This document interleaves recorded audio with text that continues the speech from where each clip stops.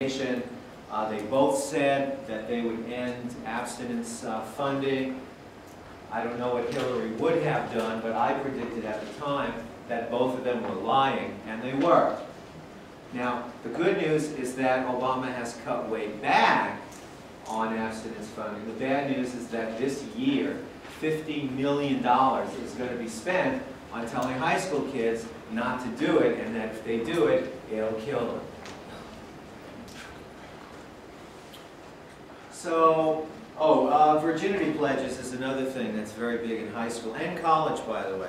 I spoke at the University of Kentucky a few months ago. Very into virginity pledges there. They have this father-daughter purity ball, which gave me the creeps. Father-daughter purity. Insert your favorite joke, Theo. But Laura Bush, among others, among many others, says, I don't know why people don't understand that abstinence is the only sure way to prevent unwanted pregnancy and sexually transmitted diseases. Well, it turns out that abstinence is not a very good way at all to prevent unwanted pregnancy and sexually transmitted diseases, because 88% of the people who make virginity pledges have sex before marriage. Not everybody can get married, but of people who can get married, 88% of the people who make virginity pledges, they have sex before they get married. So Laura Bush says, well, they're not using abstinence the right way. Yeah, they're not using it the right way, but they're using it the way that people use it. You know, I have a car, I drive over the speed limit. You can tell me I'm not doing it the right way, but that's how we all do it. So this whole idea that abstinence actually prevents these terrible outcomes turns out to not be accurate. In the real world, only 12% of the people who use the abstinence method are actually virgins when they get married. So it doesn't work very well. And of course, people who do make virginity pledges, when they have this unexpected sexual intercourse, they are less likely to use contraception than their peers who expected to have sexual intercourse.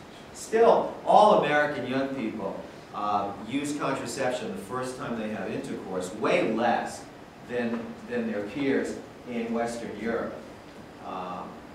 3 times as many Dutch and Belgian teenagers use birth control the first time they have intercourse than their American age peers, for example.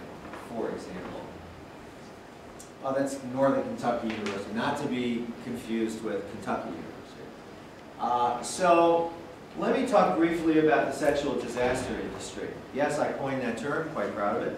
Use it after I'm dead, go right ahead.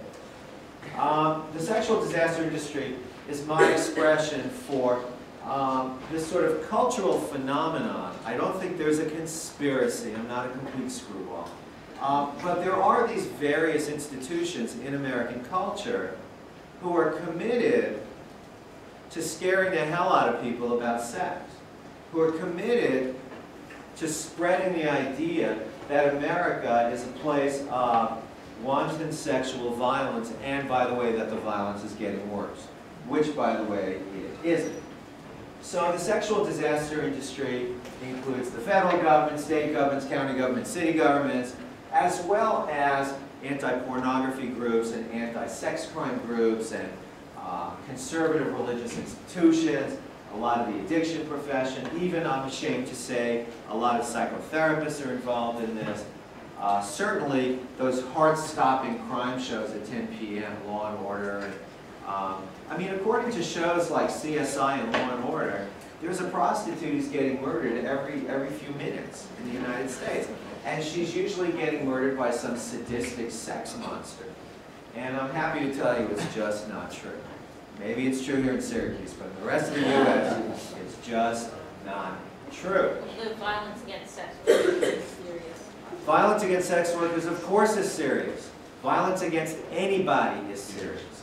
The good news is that violence against sex workers is not increasing. Violence against sex workers, which of course is as terrible as violence against anybody else, it's not because of the sex. People don't kill sex workers because they're sex maniacs. People kill sex workers because they're crazy, but not because they're sex maniacs. And there's a big difference. There's a very big difference. There's a very big difference. I'm involved in sex workers' rights push, you know, on the legislative level. And it's really important that people understand that sex workers are actually people, hard to believe, and that, that sex workers don't get murdered when they are murdered, or sex workers don't get beat up typically by insane sex-crazed people, just by crazy people. And there's a big difference. So what's really important to realize is that the sexual disaster industry overstates the amount of sexual violence and sexual crime in the United States. This is where I'm obliged to say, now of course, one person getting beat up is too many, one child getting molested is too many, one sex worker getting hurt is too many, of course. You know, I'm obliged to say that, but the truth is, you know, when I go around the country and I ask people, for example, I'll ask you this question, I ask this question all the time, how many kids do you think were abducted last year, 2009, how many kids do you think were abducted by a non-family member in the United States?